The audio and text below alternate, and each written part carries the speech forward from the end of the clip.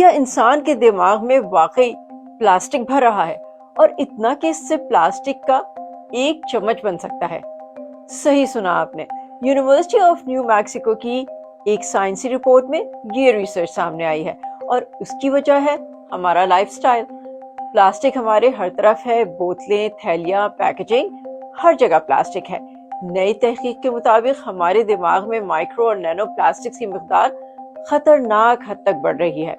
2024 کے اوائل میں پوسٹ مارٹم کے دوران دماغ کے اندر جس مقدار میں نینو پلاسٹکس کی مقدار پائی گئی، وہ 8 سال پہلے جمع کیے گئے نمونوں کے مقابلے میں 50% زیادہ تھی۔ سائنسدانوں کو شبہ ہے کہ ڈیمنشیا یعنی یادداشت کی خرابی جیسی بیماریوں کا ان انتہائی چھوٹے ذرات سے تعلق ہو سکتا ہے، کیونکہ ڈیمنشیا کے مریضوں کے دماغ میں پلاسٹک کی مقدار عام افراد کے مقابلے میں 10 گنا زیادہ تھی۔ آخر یہ پلاسٹک کہاں سے آ رہا ہے؟ بنیادی طور پر یہ کھانے پینے کی اشیاء اور ہوا کے ذریعے آ رہا ہے۔ ہم جو کھاتے ہیں وہی ہمارے جسم اور دماغ کا حصہ بنتا ہے۔ کیسے؟ ریسرچرز کہتے ہیں کہ کھیتوں میں پلاسٹک کی مدد سے آلودہ پانی دیا جاتا ہے، وہ چارہ اور پانی مویشی پیتے ہیں، اور پھر کھاد کے ذریعے یہ زمین کا حصہ بن جاتا ہے اور خوراک کے ذریعے ہمارے جسم تک پہنچتا ہے۔ تو ہم کیا کر سکتے ہیں؟